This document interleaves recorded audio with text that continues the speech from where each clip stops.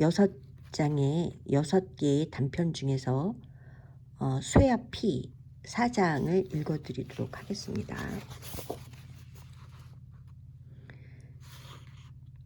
4장 쇠와 피. 평범한 볼펜이었습니다. 모나미 검정 볼펜. 그걸 손가락 사이에 교체시켜 끼우게 했습니다. 그야 왼손이죠. 오른손으로는 조사를 써야 하니까. 예, 그렇게 비틀었습니다. 이 방향으로도 이렇게. 처음엔 견딜만 했습니다. 하지만 날마다 같은 곳에 그렇게 하니까 상처가 깊어졌어요. 피와 진물이 섞여 흘렀습니다. 나중엔 이 자리에 하얀 뼈가 들여다 보였습니다. 뼈가 드러나니까 알코올에 적신 약솜을 끼워주더군요. 제가 수감된 방에는 남자들만 약 9명이 있었는데 절반 이상이 같은 자리에 약솜을 끼우고 있었습니다. 대화는 금지돼 있었어요. 손가락 사이에 끼운 약솜을 눈으로 확인하면 잠깐 서로 눈을 보다가 시선을 피했습니다. 저도 그렇게 생각했습니다. 뼈가 드러났으니 그 자리는 이제 그만할 거라고. 그렇지 않았습니다. 이 고통스러운 걸 알고 약솜을 뺀 다음 더 깊게 볼펜을 끼우고 짓이겼습니다. 철창살로 막힌 5개의 방들이 부채꼴로 펼쳐져 있었고 총을 맨 군인들이 중앙에서 우리를 감시했습니다. 처음 방으로 밀어넣었을 때도 우리 중 누구도 입을 열지 않았습니다. 어린 고등학생들도 여기가 어디냐고 묻지 않았습니다. 서로 얼굴을 보지 않은 채 우리 모두 침묵했습니다.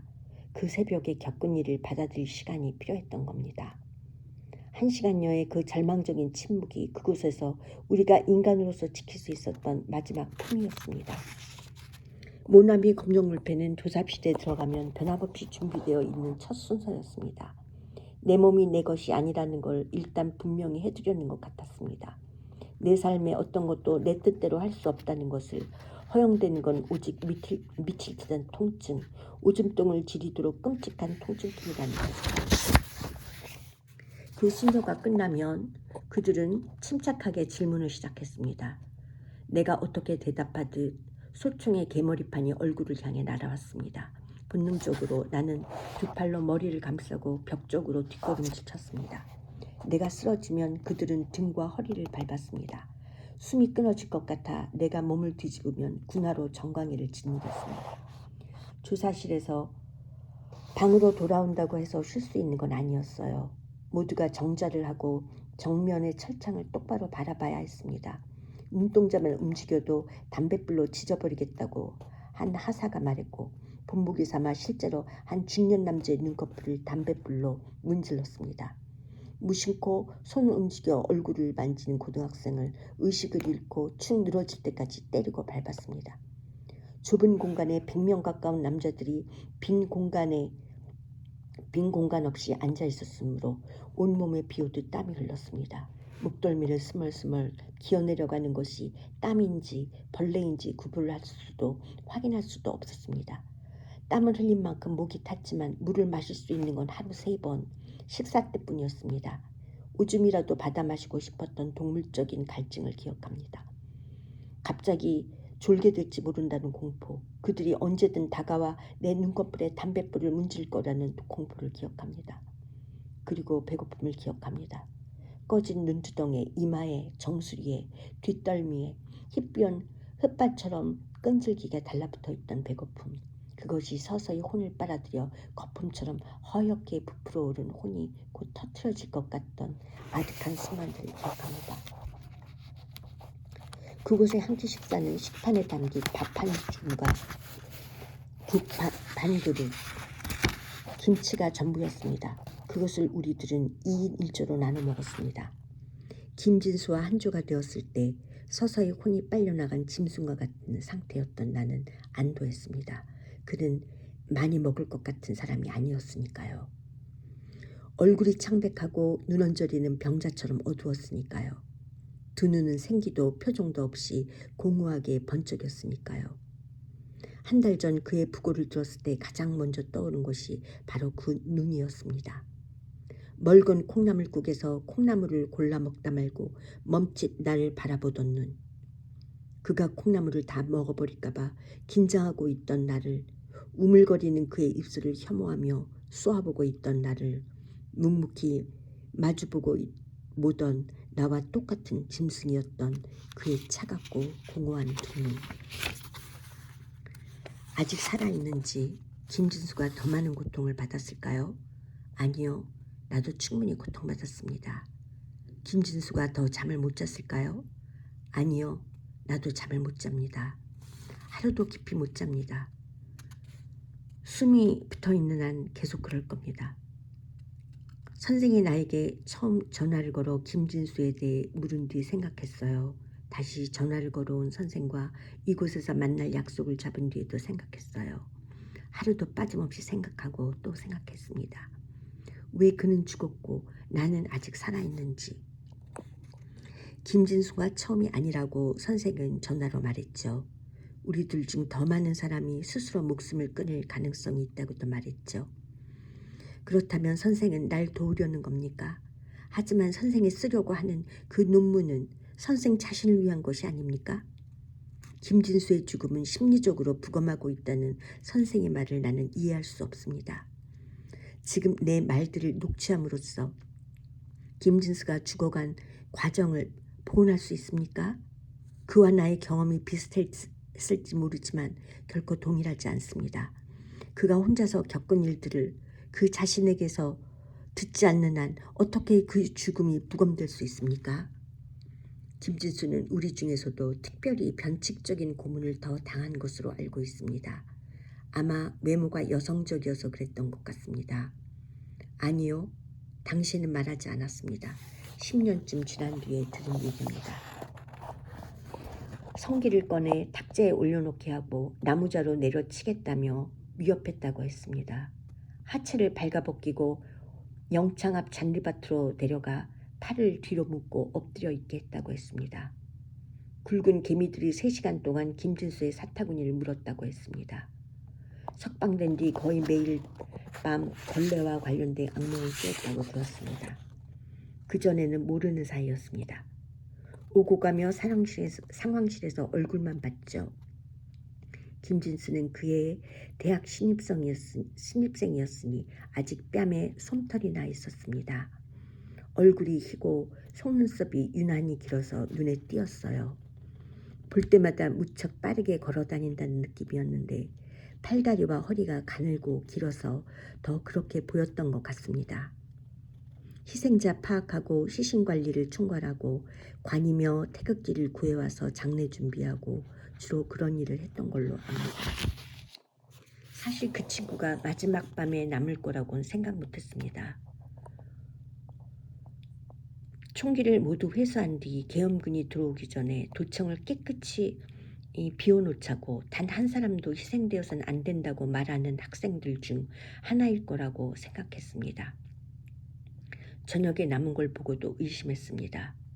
저 친구는 자정이 되기 전에 빠져나갈 거라고. 김진수와 나를 포함해 12명이 한조가 되어 2층 소회의실에 모였습니다. 처음이자 마지막이라고 생각하고 통성명을 했습니다. 각자 간단한 유서를 써서 이름과 주소를 적고는 찾기 쉽도록 셔츠 앞주머니에 넣었습니다.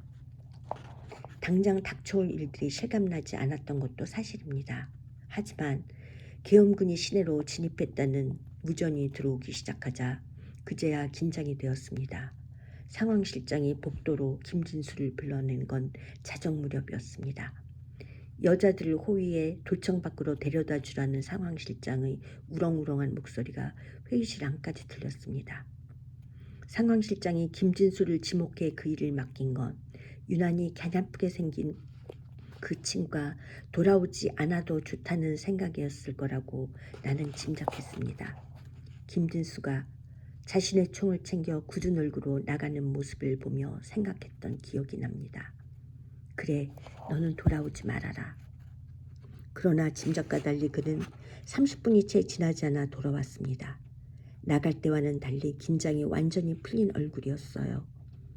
밀려오는 졸음을 견딜 수 없는 듯 가늘게 뜬 눈으로 총을 밖에 세워놓더니 창 아래 놓인 인조가죽 소파에 몰아누워 잠들어 버렸습니다. 내가 흔들어 깨우자 신음하듯 말했습니다. 죄송합니다. 조금만 잘게요.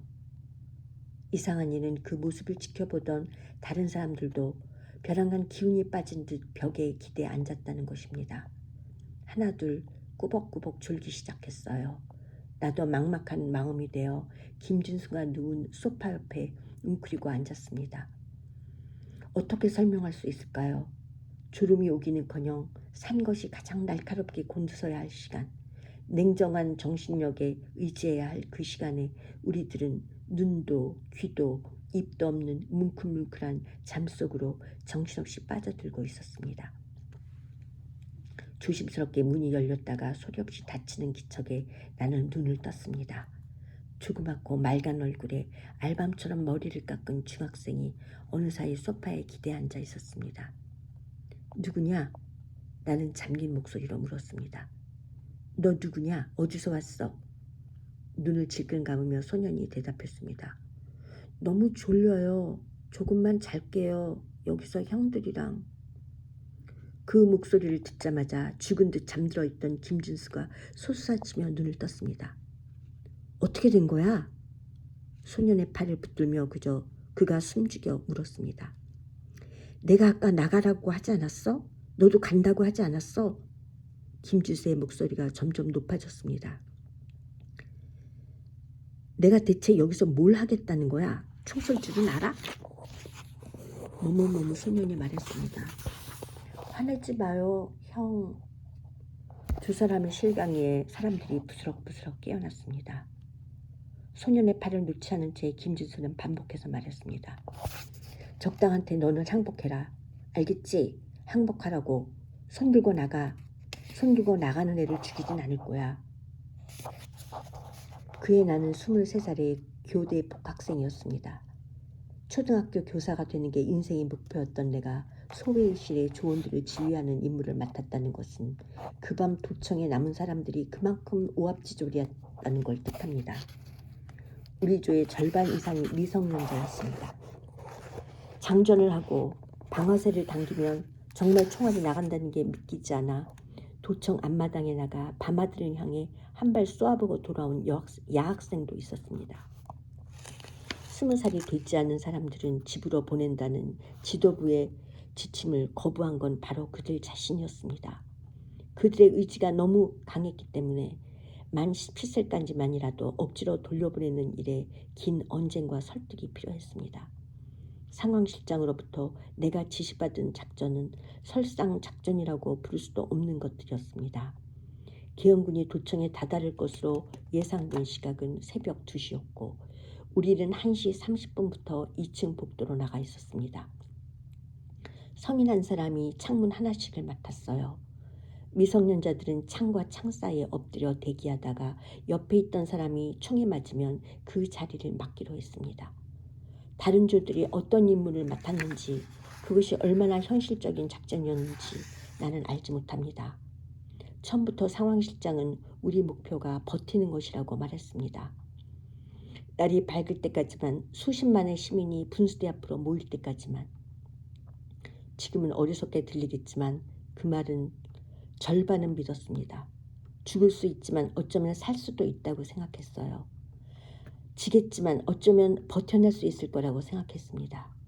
나뿐 아니라 조원들 대부분이 특히 어린 친구들은 더 강한 희망을 품고 있었습니다.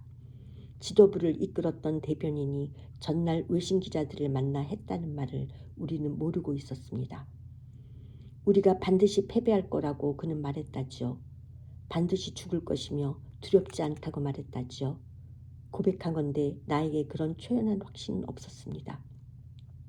김진수의 생각에 대해선 알지 못합니다. 그는 자신이 죽으리라고 예상하면서도 도청 밖까지 나갔다가 되돌아왔던 걸까요? 아니면 나처럼 죽을 수도 있지만 살 수도 있다는 생각, 어쩌면 도청을 지킬 수 있을 것이고 그렇다면 평생 동안 부끄러움 없이 살아갈 수 있을 거란 막연한 낙관에 몸을 실었던 걸까요? 군인들이 압도적으로 강하다는 걸 모르지 않았습니다. 다만 이상한 건 그들의 힘만큼이나 강렬한 무엇인가가 나를 압도하고 있다는 것입니다. 양심, 그래요, 양심. 세상에서 제일 무서운 게 그겁니다. 군인들이 쏘아 죽인 사람들의 시신을 리어카에 실어 앞세우고 수십만의 사람들과 함께 총구 앞에 섰던 날, 느닷없이 발견한 내 안의 깨끗한 무엇에 나는 놀랐습니다. 더 이상 두렵지 않다는 것을, 지금 죽어도 좋다는 느낌, 수십만 사람들의 피가 모여 거대한 혈관을 이룬 것 같았던 생생한 느낌을 기억합니다. 그 혈관에 흐르며 고동치는 세상에서 가장 거대하고 숭고한 심장의 맥박을 나는 느꼈습니다. 감히 내가 그것의 일부가 되었다고 느꼈습니다. 도청 앞 스피커에서 연주곡으로 흘러나온 애국가에 맞춰 군인들이 발포한 건 오후 1시쯤이었습니다. 시위 대열 중간에 서 있던 나는 달아났습니다.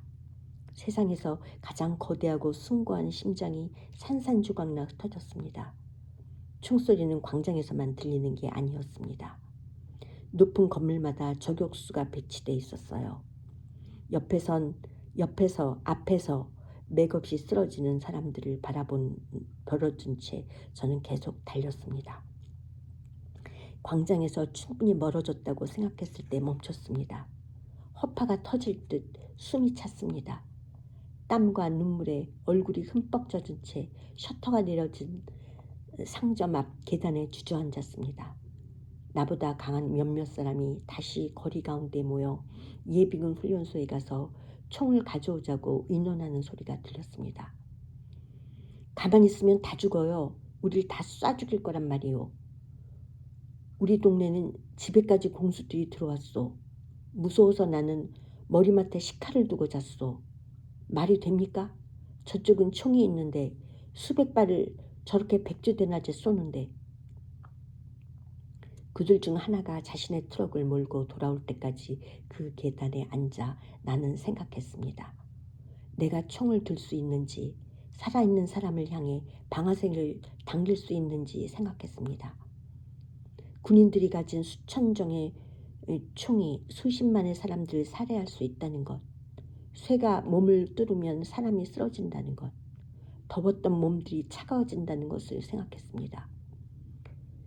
내가 함께 올라탄 트럭이 시내로 돌아왔을 때는 이미 늦은 밤이었습니다. 우리는 두 차례 길을 잘못 들었고 겨우 도착한 예비군 훈련소는 이미 다른 사람들이 총을 가져가 아무것도 남아있지 않았습니다. 그 사이 얼마나 많은 사람들이 시가전에서 희생되었는지 난 알지 못합니다. 기억하는 건 다음날 아침 헌혈하려는 사람들이 끝없이 줄을 서 있던 병원들의 입구, 피 묻은 흰 가운에 들것을 들고 폐허 같은 거리를 빠르게 걷던 의사와 간호사들, 내가 탄 트럭 위로 김에 싼 주먹밥과 물과 딸기를 올려주던 여자들, 함께 목청껏 부르던 애국가와 아리랑뿐이었습니다. 모든 사람이 기적처럼 자신의 껍데기 밖으로 걸어나와 연한 맨살을 맞댄 것 같던 그 순간들 사이로 세상에서 가장 거대하고 숭고한 심장이 부서져 피 흘렸던 그 심장이 다시 온전해져 맥박치는 걸 느꼈습니다. 나를 사로잡은 건 바로 그것이었습니다. 선생은 압니까? 자신이 완전하게 깨끗하고 선한 존재가 되었다는 느낌이 얼마나 강렬한 것인지, 양심이라는 눈부시게 깨끗한 보석이 내 이마에 들어와 박힌 것 같은 순간의 그 황휘를, 그날 도청에 남은 어린 친구들도 아마 비슷한 경험을 했을 겁니다. 그 양심의 보석을 죽음과 맞바꿔도 좋다고 판단했을 겁니다. 하지만 이젠 아무것도 확신할 수 없습니다. 총을 메고 창 아래 웅크려 앉아 배가 고프다고 말하던 아이들, 소회의실에 남은 카스테라와 환타를 얼른 가져와 먹어도 되느냐고 묻던 아이들이 죽음에 대해서 뭘 알고 그런 선택을 했겠습니까? 기영군이 10분 안에 도청에 다다를 거라는 무전이 들어왔을 때 김진수는 자신이 맡은 창을 등지고 서서 말했습니다. 우리는 버틸 수 있는 데까지 버티다 죽을 거지만 여기 있는 어린 학생들은 그래서는 안 된다. 마치 자신이 20살이 아니라 30이나 40쯤 되는 사내인 것처럼 그는 말했습니다. 항복해야 돼. 만약 모두 죽을 것 같다고 생각되면 총을 버리고 즉시 항복해. 살아남을 길을 찾아. 다음의 일은 말하고 싶지 않습니다. 더 기억하려고 나에게 말할 권한은 이제 누구에게도 없습니다. 선생도 마찬가지입니다. 아니요, 쏘지 않았습니다. 누구도 죽이지 않았습니다. 계단을 올라온 군인들이 어둠 속에서 다가오는 것을 보면서도 우리 조에 누구도 방아쇠를 당기지 않았습니다. 방아쇠를 당기면 사람이 죽는다는 걸 알면서 그렇게 할 수가 없었습니다. 우린 쏠 수 없는 총을 나눠 가진 아이들이었던 겁니다. 총을 쏠 수 없는 총을 나중에 알았습니다. 그날 군인들이 지급받은 탄환이 모두 80만 발이었다는 것을. 그때 그 도시의 인구가 40만이었습니다. 그 도시의 모든 사람들의 몸에 2발씩 죽음을 박아넣을 수 있는 탄환이 지급되었던 겁니다. 문제가 생기면 그렇게 하라는 명령이 있었을 거라고 나는 믿고 있습니다. 학생 대표의 말대로 우리가 총기를 도청 로비에 쌓아놓고 깨끗이 철수했다면 그들은 시민들에게 총구를 겨눴을지도 모릅니다. 그 새벽 깜깜한 도청 계단을 따라 글자 그대로 콸콸 소리를 내며 흐르던 피가 떠오를 때마다 생각합니다. 그건 그들만의 죽음이 아니라 누군가의 죽음들을 대신한 거였다고. 수천 곱절의 죽음, 수천 곱절의 피였다고. 방금 전까지 눈을 마주치며 대화했던 사람들에게서 흘러나오는 피를 곁눈으로 보며 누가 죽고 누가 남았는지도 파악하지 못한 채 나는 복도에 머리를 박고 엎드렸습니다. 그들이 매직으로 내 등에 무엇인가 글씨를 쓰는 걸 느꼈습니다. 극렬분자, 총기 소지, 그렇게 썼다는 것을 상무대 이추장에서 다른 사람들이 알려주었습니다. 체포 당시 총을 가지고 있지 않아 단순 가담자로 분류된 사람들이 6월까지 차례로 석방되고 이른바 극렬분자, 총기 소지자들만 상무대에 남았습니다. 고문의 양상이 달라진 것은 그때부터였습니다. 구타보다 정교하게 고통을 주는 방식, 고문하는 사람들의 체력에 부담을 주지 않는 방식을 그들이 택한 것입니다. 비녀꽂기, 통닭구이, 물고문, 전기고문. 이제 그들이 원하는 것은 실제로 일어난 일들의 세목이 아니었습니다. 그들이 마련한 각본에 우리들의 이름으로 빈칸을 채울 수 있도록 우리들의 할 일은 거짓 자백뿐이었습니다. 김진수와 나는 여전히 식판 하나를 받아 한 줌의 식사를 나눠 먹었습니다. 몇 시간 전에 조사실에서 겪은 것들을 뒤로하고 밥알 하나, 김치 한 쪽을 두고 짐승처럼 싸우지 않기 위해 인내하며 묵묵히 숟가락질을 했습니다. 실제로 어떤 사람들은 식판을 내려놓고 소리쳤습니다. 참을 만큼 참았어. 그렇게 네가 다쳐 먹으면 난 어쩌란 말이야. 으르렁거리는 그들 사이로 몸을 밀어넣으며 한 남자애가 더듬더듬 말했습니다. 그러지 마요. 좀처럼 입을 떼지 않는 늘 주눅든 늘 조용한 아이였기에 나는 놀랐습니다. 우리는 죽을 각오를 했었잖아요. 김진수의 공허한 눈이 내 눈과 마주친 것은 그때였습니다. 순간 깨달았습니다. 그들이 원한 게 무엇이었는지, 우리를 굶기고 고문하면서 그들이 하고 싶었던 말이 무엇이었는지, 너희들이 태극기를 흔들고 애국가를 부른 게 얼마나 웃기는 일이었는지 우리가 깨닫게 해주겠다. 냄새를 풍기는 더러운 몸, 상처가 문드러지는 몸, 굶주린 짐승 같은 몸뚱아리들이 너희라는 걸 우리가 증명해주겠다. 그 남자의 이름은 영재였습니다. 그날 이후 김진수는 종종 그의 이름을 불렀습니다. 식사가 끝난 지 감시병이 너그러워지는 10여 분 동안 가만가만 말을 걸었습니다. 영재야, 그렇게 먹고 배 안 고프냐? 김영재, 넌 본관이 어디냐? 나도 김희김씨인데 무슨 파냐? 말 높이지 마라. 16살이라면서 나 너보다 4살밖에 안 많아. 그렇게 내가 나이 들어 보이냐? 그래라. 그럼 삼촌이라고 해라. 어차피 학렬로 네가 내 조카니까. 두 사람이 주고받는 시시콜콜한 대화를 옆에서 들으면서 그 아이가 초등학교만 마치고 3년째 외삼촌의 목공소에서 기술을 배우고 있었다는 걸 알게 되었습니다. 2살 많은 외사촌 형을 따라 시민군에 들어갔는데 형은 마지막 새벽 YMCA에서 죽고 혼자 잡혀왔다고 했습니다. 저 카스테라가 제일 먹고 싶어요. 사이다 하고 외사촌이 죽던 이야기를 하면서도 울지 않던 아이는 뭐가 먹고 싶으냐는 말에 주먹으로 눈언저리를 문지르며 대답했습니다. 눈을 문지르지 않는 그 아이의 왼주먹 꽉 움켜쥔 그 손가락들 사이에 약솜이 끼워져 있던 것을 나는 묵묵히 바라봤습니다. 어떤 대답을 그 고문을 통해서 어떤 거짓 증언을 하기를 바랬을까요? 그때 당시에 그 신문에는 북한의 공작원이 내려와서 그 광주 시민군을 지휘했다라는 그런 기사가 떴었거든요. 아마 그런 거짓 증언을 하기 위해서 이렇게 모진 고문을 하지 않았을까 싶습니다. 다시 이어서 읽겠습니다. 생각하고 또 생각했습니다. 이해하고 싶었기 때문입니다. 어떻게든 내가 겪은 일들을 이해해야 했기 때문입니다.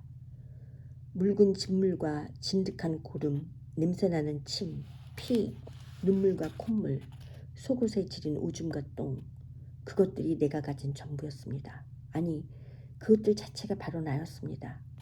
그것들 속에서 썩어가는 살덩어리가 나였습니다. 지금도 나는 여름을 견디지 못합니다. 벌레 같은 땀이 스멀스멀 가슴 등으로 흘러내리면 내가 살덩어리였던 순간들의 기억이 고스란히 돌아와 있는 걸 느끼며 깊은 숨을 쉽니다.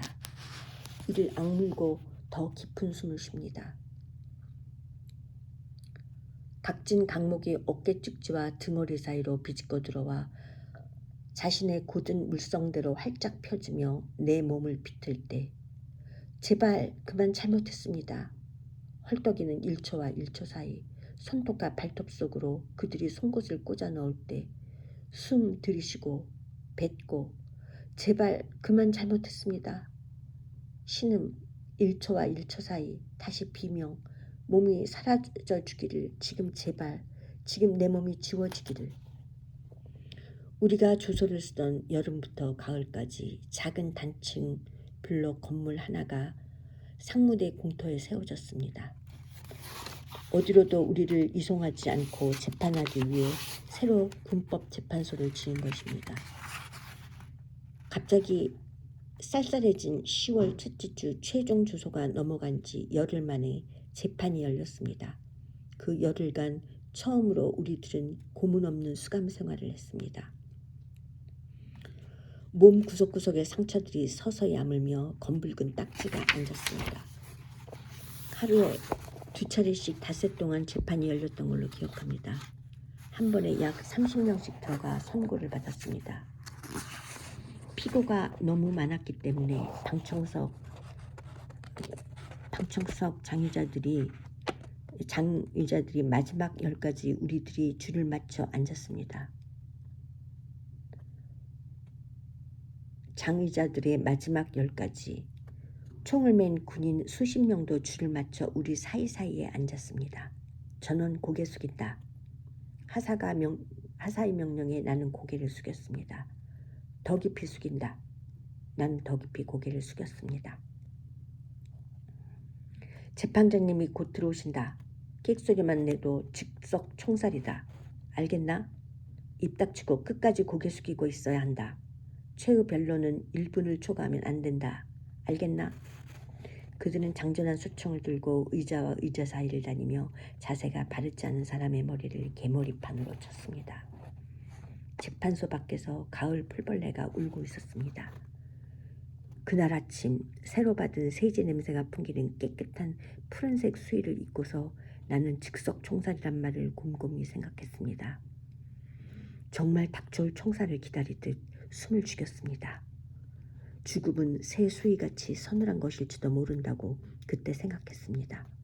지나간 여름이 삶이었다면, 피고름과 땀으로 얼룩진 몸뚱이가 삶이었다면, 아무리 신음해도 흐르지 않던 일초들이 치욕적인 허기 속에서 쉰 콩나물을 씹던 순간들이 삶이었다면, 죽음은 그 모든 걸 한 번에 지우는 깨끗한 붓질 같은 것이라고. 참 묘사가 절묘하네요. 이 고통이.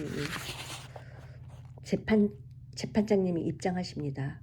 서기의 말이 떨어지자 앞문이 열리며 법무장교 셋이 차례로 들어왔습니다. 깊이 고개를 숙이고 있던 내 귀에 이상한 소리가 들린 건 그때였습니다. 앞에서 두 번째 줄 정도였습니다. 반쯤 고개를 들고 나는 앞쪽을 살폈습니다.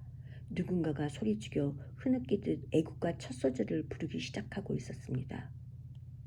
그가 어린 영재라는 걸 깨달았을 때 누가 먼저랄 것도 없이 이미 합창이 시작됐습니다. 자력에 이끌린 것처럼 나도 따라 불렀습니다. 죽은 듯이 고개를 숙이고 있던 우리들이, 피와 땀과 고름이었던 우리들이 조용히 노래하는 동안 어째서였는지 그들은 제지하지 않았습니다. 소리치지도, 개머리판으로 머리를 내리치지도, 위협했던 대로 벽으로 몰아넣어 청살하지도 않았습니다. 우리가 노래를 끝마칠 때까지 소절과 소절 사이마다 위대한 침묵이 풀벌레 소리와 함께 간이 재판소의 서늘한 공기 속에 도사리고 있었습니다. 나는 9년형을, 김진수는 7년형을 언도받았습니다. 하지만 형량은 무의미했습니다. 이듬해 성탄절까지 군부는 우리 모두를 사형과 무기징역을 선고받은 사람들까지 특사로 석방했으니까요.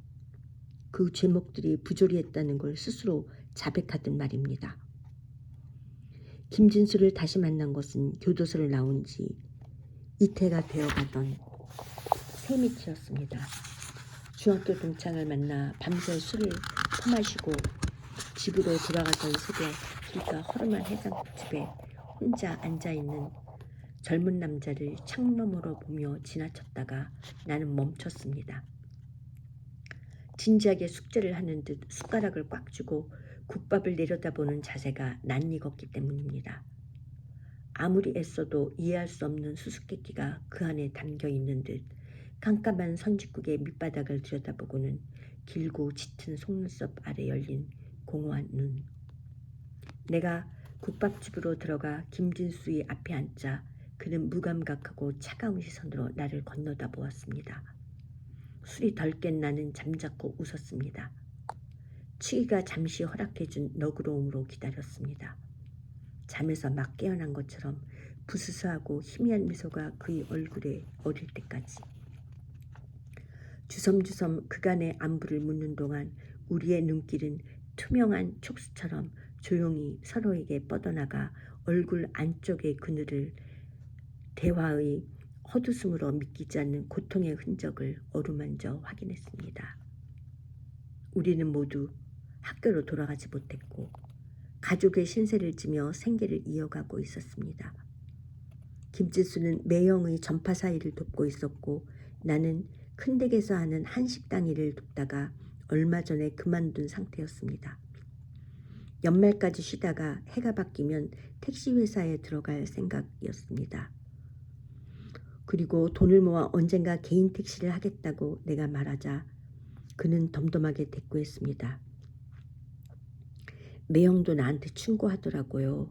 중장비기사 자격증을 따라고. 어차피 일반 회사는 못 들어가니까. 그런데 운전면허는 어떻게 따셨어요? 요즘 문제집을 들여다보는데 머리가 아파요. 실제로 두통이 심해서 외워지질 않아요. 어떨 땐 접하사에서 돈 계산하는 것도 만만치 않아요. 조금만 복잡한 더하기 빼기를 해도 머리가 아파서. 나 역시 원인 없는 치통 때문에 자주 진통제를 먹는다고 말하자 그는 다시 무덤덤하게 물었습니다. 잠은 잘 자나요? 나는 잠이 안 와서 혼자 소주 2병을 마시고 지금 해장하고 있었어요. 집에서 술 먹으면 누나가 싫어하니까. 누나는 뭐 나한테 화내거나 하진 않아요. 그냥 울죠. 그게 보기 싫어서 더 쓸 생각이 나요. 한 잔 더 할까요? 물으며 그는 내 얼굴을 무심히 건너보다 보았습니다. 우리 한 잔 더 하죠. 모지코트 깃을 올려세운 직장인들이 창밖으로 바삐 걸어 출근할 무렵까지 우리는 함께 마셨습니다. 아무것도 있게 해주지 않는 투명하고 독한 술을 차가운 유리잔에 붓고 다시 부었습니다. 드문드문 기억이 끊기다가 나중에는 완전히 끊어졌습니다. 어떻게 그와 헤어져서 집으로 돌아왔는지 기억할 수 없습니다. 김진수의 실수로 술병이 탁자에 엎어지고 차가운 술이 내 고르된 바지를 적시던 감각, 그가 스웨터 소매로 함부로 술을 닦아내던 모습, 마침내 고개를 가누지 못하고 탁자에 이마를 엎드리던 순간들이 얼핏 떠오를 뿐입니다. 그 후 우리는 이따금 만나 함께 술을 마셨습니다. 서로가 자격증 시험에 떨어졌고 교통사고를 내고 빚이 생기고 다치거나 병을 얻고 정말은 서글서글한 여자를 만나 잠시 모든 고통이 끝났다고 믿고 그러나 자신의 손으로 모든 걸 무너뜨려 다시 혼자가 되는 비슷한 경로를 거울 속 일그러진 얼굴처럼 지켜보는 사이에 10년이 흘렀습니다. 하루하루의 불면과 악몽, 하루하루의 진통제와 수면유도제 속에서 우린 더 이상 젊지 않았습니다. 더 이상 누구도 우리를 위해 염려하거나 눈물 흘리지 않았습니다. 우리 자신조차 우리를 경멸했습니다. 우리들의 몸속에 그 여름의 조사실에 있었습니다. 검정색 모나미 볼펜이 있었습니다. 하얗게 드러난 손가락뼈가 있었습니다. 흐느끼며 애원하고 구걸하는 낯익은 음성이 있었습니다. 언젠가 김진수는 나에게 말했습니다. 꼭 죽이고 싶은 사람들이 있었어, 형.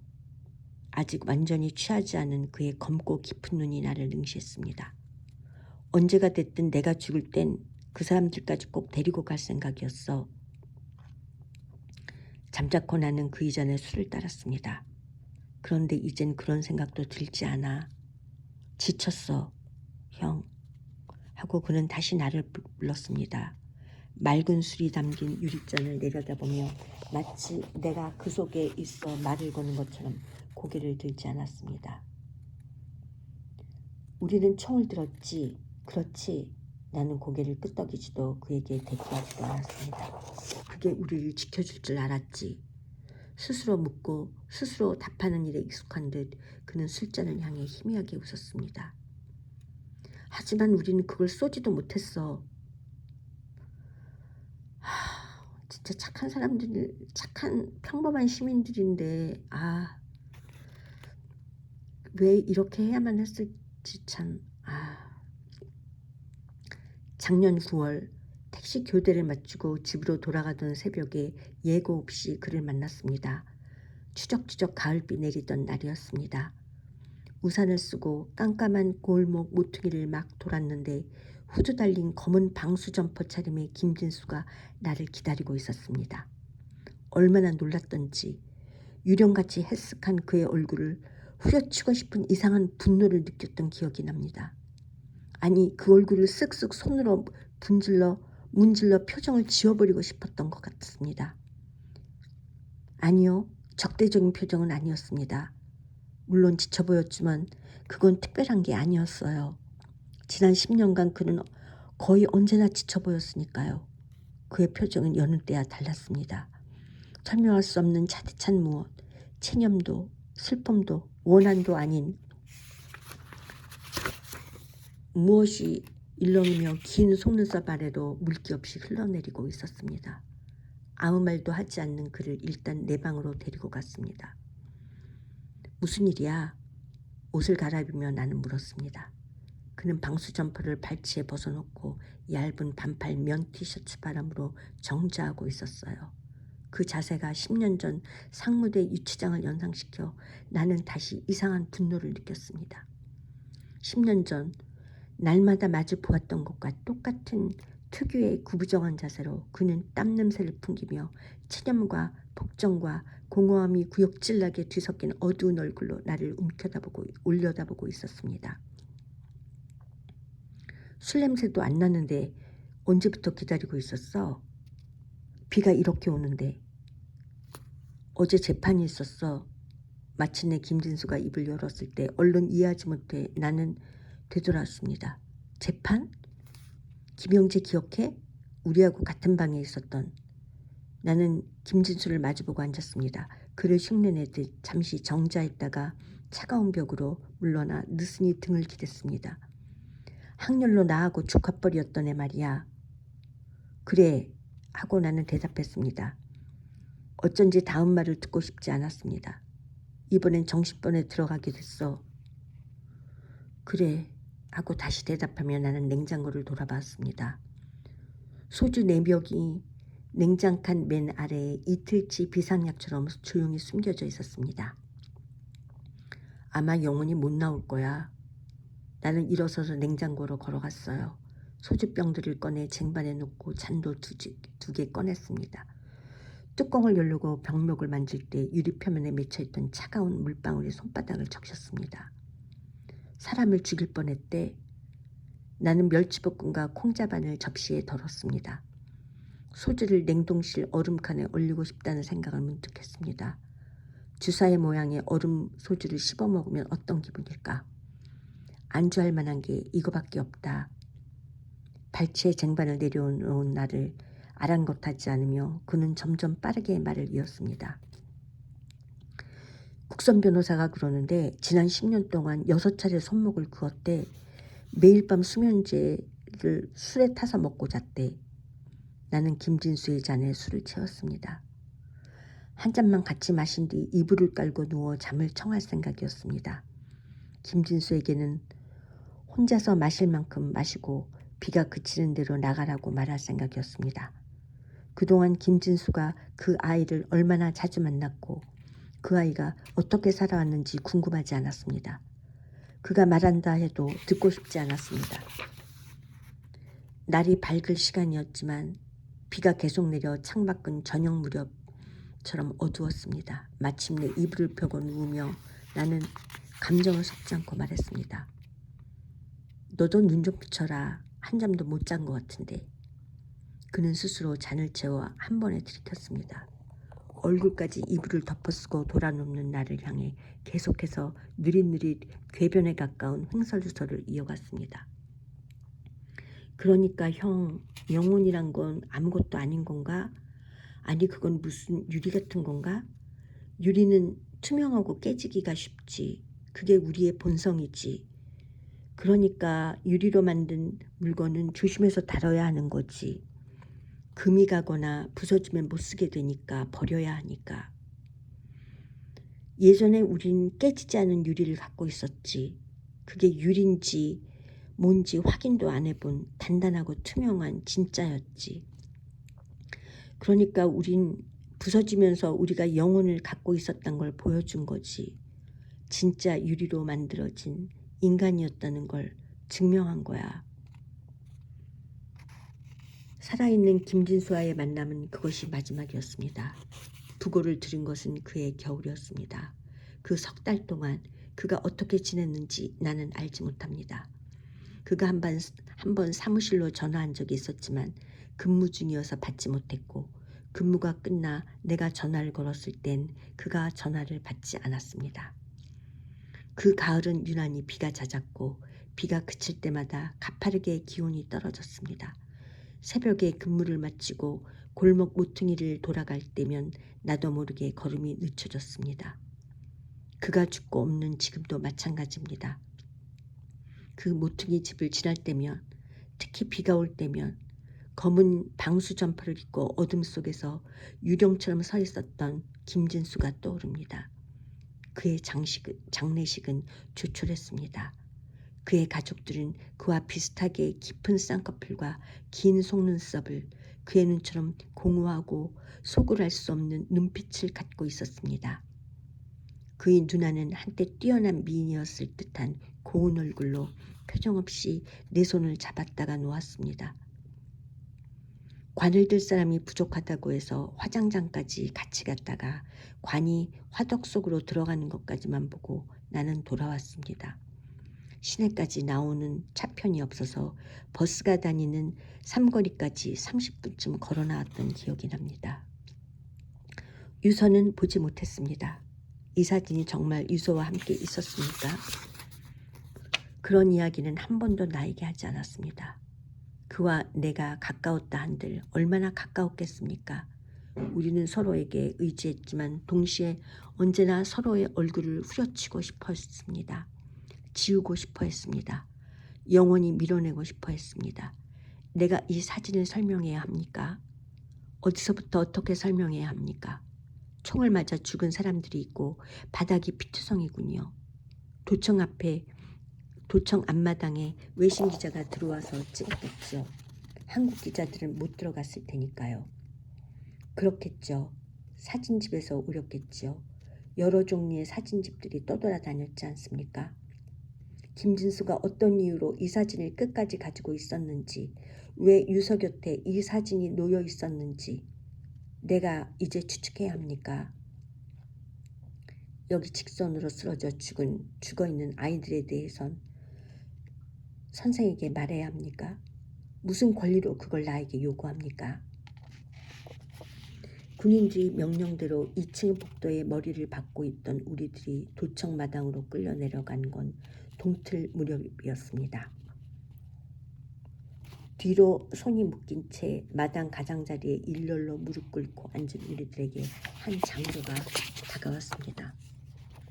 그는 흥분해 있었습니다. 한 사람씩 군화로 등을 밟아 흙바닥에 머리를 박게 하며 욕설을 퍼부었습니다. 18. 내가 월남 갔다 온 사람이야.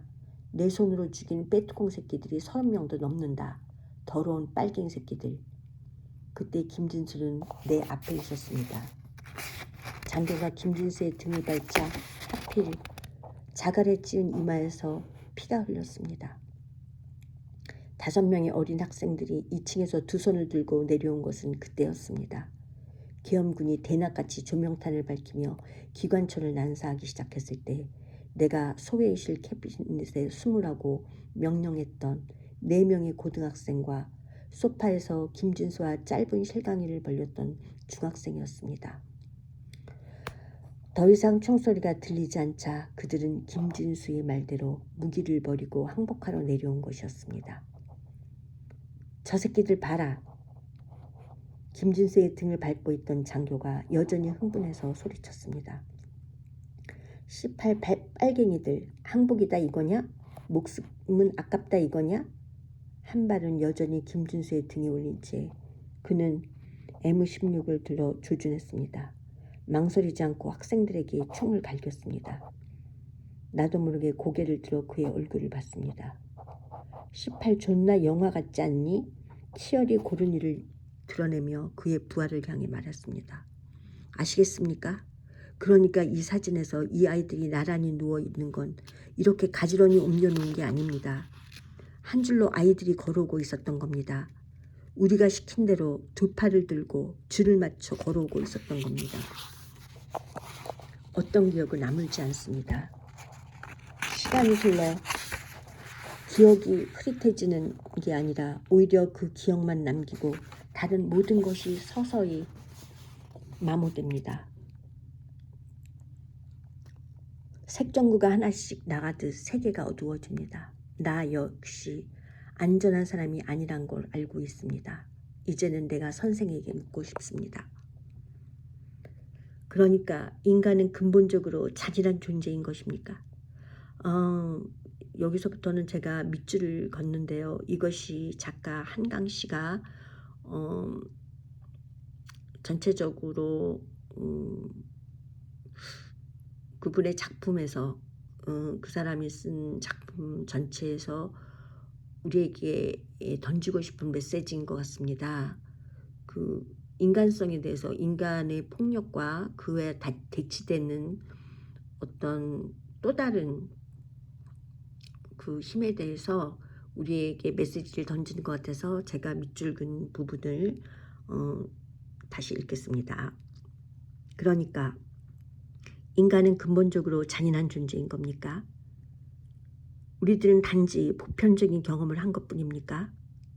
우리는 존엄하다는 착각 속에 살고 있을 뿐 언제든 아무것도 아닌 것, 벌레, 짐승, 고름과 진물의 덩어리로 변할 수 있는 겁니까? 굴욕당하고 훼손되고 살해되는 것, 그것이 역사 속에서 증명된 인간의 본질입니까? 부마항쟁의 공수부대로 투입됐던 사람을 우연히 만난 적이 있습니다. 내 이력을 듣고 자신의 이력을 고백하더군요. 가능한 한 과격하게 진압하라는 명령이 있었다고 그가 말했습니다. 특별히 잔인하게 행동한 군인들에게는 상부에서 몇십만 원씩 포상금이 내려왔다고 했습니다. 동료 중 하나가 그에게 말했다고 했습니다. 뭐가 문제냐? 맷값을 주면서 사람을 때리는데 안 팰 이유가 없지 않아? 베트남전에 파견됐던 어느 한국군 소대가에 대한 이야기도 들었습니다. 그들은 시골 마을회관에 여자들과 아이들, 노인들을 모아놓고 모두 불태워 죽였다죠. 그런 일들을 전시에 행한 뒤 참 읽기가 힘듭니다. 포상을 받은 사람들이 있었고 그들 중 일부가 그 기억을 지니고 우리들을 죽이러 온 겁니다. 제주도에서, 관동과 난징에서, 보스니아에서, 모든 신대륙에서 그렇게 했던 것처럼 유전자에 새겨진 듯 동일한 잔인성으로 잊지 않고 있습니다. 내가 날마다 만나는 모든 이들이 인간이란 것을. 이 이야기를 듣고 있는 선생도 인간입니다. 그리고 나 역시 인간입니다. 이 글을 읽고 있는 저도 인간이고 여러분도 인간입니다. 네, 날마다 이 손의 흉터를 들여다봅니다. 뼈가 드러났던 이 자리, 날마다 희끗한 진물을 뱉으며 썩어 들어갔던 자리를 쓸어봅니다. 평범한 모나미 검정 볼펜을 우연히 마주칠 때마다 숨을 죽이고 기다립니다. 흙탕물처럼 시간이 나를 쓸어가길 기다립니다. 내가 밤낮 없이 짊어지고 있는 더러운 죽음의 기억이 진짜 죽음을 만나 깨끗이 나를 놓아주기를 기다립니다. 나는 싸우고 있습니다. 날마다 혼자서 싸웁니다. 살아남았다는, 아직도 살아있다는 치욕과 싸웁니다. 내가 인간이라는 사실과 싸웁니다. 오직 죽음만이 그 사실로부터 앞당겨 벗어날 유일한 길이라는 생각과 싸웁니다. 선생은, 나와 같은 인간인 선생은 어떤 대답을 나에게 해줄 수 있습니까? 예, 다 읽었습니다. 4장을 다 읽었는데요.